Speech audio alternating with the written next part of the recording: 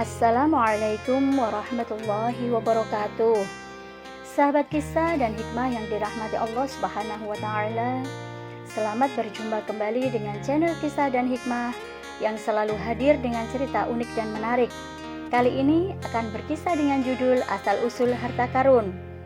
Sahabat kisah yang budiman, kita pernah dengar istilah mencari harta karun. Istilah ini berasal dari cerita sahabat Nabi Musa alaihissalam yang bernama Qorun, seorang sahabat yang awalnya miskin sekali tapi rajin beribadah. Pada akhirnya ia dikaruniai harta yang melimpah, menjadi seorang yang kaya raya, tapi malah membuat ia lupa beribadah kepada Allah. Sehingga Allah memberi adab tanah longsor, Qorun dan hartanya tertimbun tanah. Dalam kitab Bada'iyuz Zuhur halaman 129 ada kisah menarik dan unik yang terjadi pada perselisihan Qorun dan Musa alaihissalam yang jarang diketahui oleh umat Islam. Bagaimana kisah selengkapnya? Yuk ikuti kisah ini sepenuhnya. Jangan lupa subscribe, like, dan komen. Juga boleh request melalui kolom komentar. Qorun adalah saudara sepupu Nabi Musa alaihissalam, yaitu putra pamannya yang sangat miskin sekali, tapi sangat rajin beribadah. Setiap waktu Qorun rajin sholat berjamaah dengan Nabi Musa di masjid, sehingga banyak orang menyebutnya Hamamatul Masjid, artinya mermatinya masjid. Saking miskinnya, Qorun sampai hanya memiliki pakaian satu untuk bergantian dengan istrinya. Hingga suatu saat Nabi Musa menegurnya, "Wahai Qorun, mengapa setiap habis sholat langsung pergi? Saya lihat kamu sudah tidak ada. Kok tidak berzikir dulu bersamaku?" Qorun dengan berlinang air mata menjawab pertanyaan Nabi Musa alaihissalam. "Wahai Musa, aku hanya memiliki satu pakaian saja.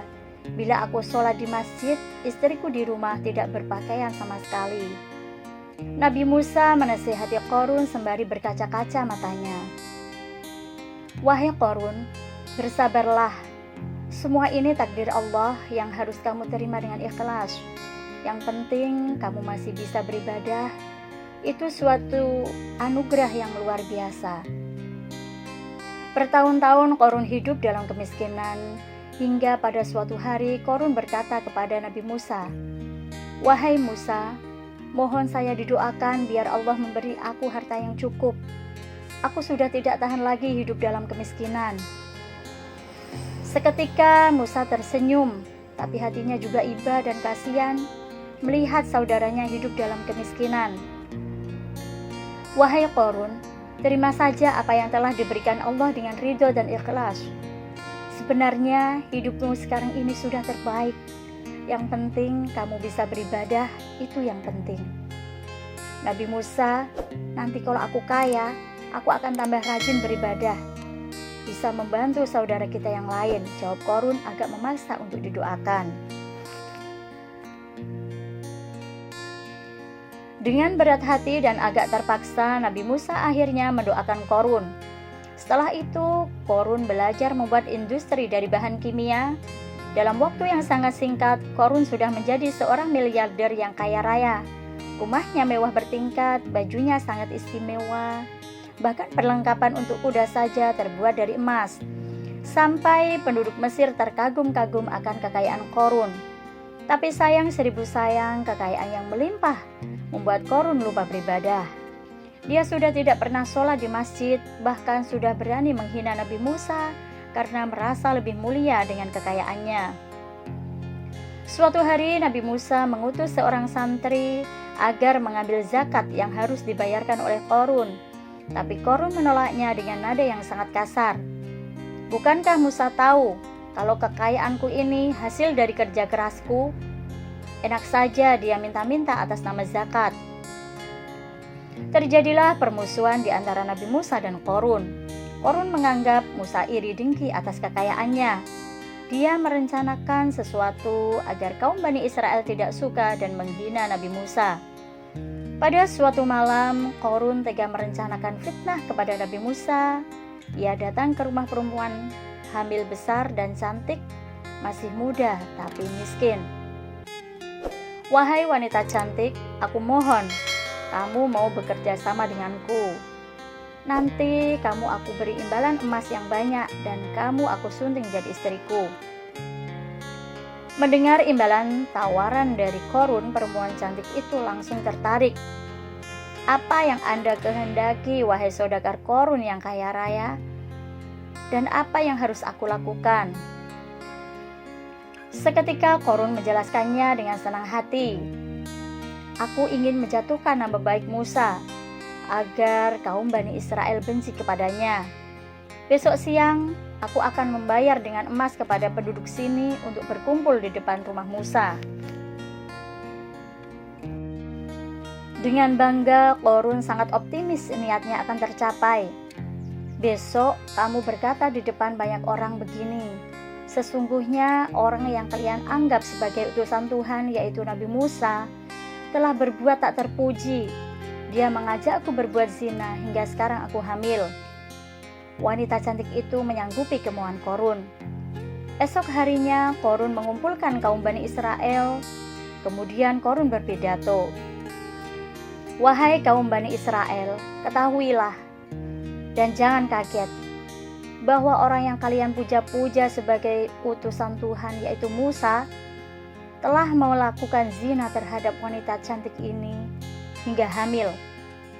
Kalau kalian tidak percaya, dengarkan pengakuan wanita ini, kata Musa sambil menunjuk wanita cantik di sebelahnya. Seketika orang-orang yang hadir di situ terkejut, tidak menyangka dan tidak percaya kalau Musa melakukan perbuatan sekeji itu. Kemudian wanita hamil itu berpidato sambil menoleh sesekali ke wajah Qorun yang tersenyum kegirangan. Bapak ibu semua, dengarkanlah pengakuanku ini. Kalian sudah mendengar apa yang telah disampaikan Qorun saudagar kaya raya, bahwa Nabi Musa telah menghamiliku. Kata wanita itu sambil melirik wajah Qorun yang bersuka cita. Wanita itu melanjutkan pengakuannya, bahwa sesungguhnya orang yang telah menghamili aku adalah bukan Musa, tetapi Qorun, dan Qorunlah yang telah menyuruh aku berbohong, agar aku mengatakan yang menghamiliku adalah Nabi Musa. Alhamdulillah, aku telah mendapat hidayah Allah, sekarang aku bertaubat. Mendengar perkataan wanita tersebut, orang-orang memaki-maki Qorun, dan ia langsung pulang secepatnya. Mendengar peristiwa ini, Nabi Musa sangat marah. Ia mengadu kepada Allah. Ya Allah, Engkau telah melihat apa yang sebenarnya telah terjadi. Aku pasrah kepadamu ya Tuhanku. Seketika Allah memberi jawaban. Wahai Musa, sungguh aku telah menyuruh bumi agar menenggelamkan Qorun dan semua hartanya. Allah benar-benar murka kepada Qorun. Ketika Qorun duduk di rumah, tiba-tiba tanah bergerak. Sebagian hartanya sudah terkubur di dalam bumi. Qorun bergegas menuju rumah Musa minta tolong. Wahai Musa, tolonglah aku, bukankah kita bersaudara? Musa menjawab, wahai Qorun musuh Allah, bukankah selama ini aku telah menasihatimu?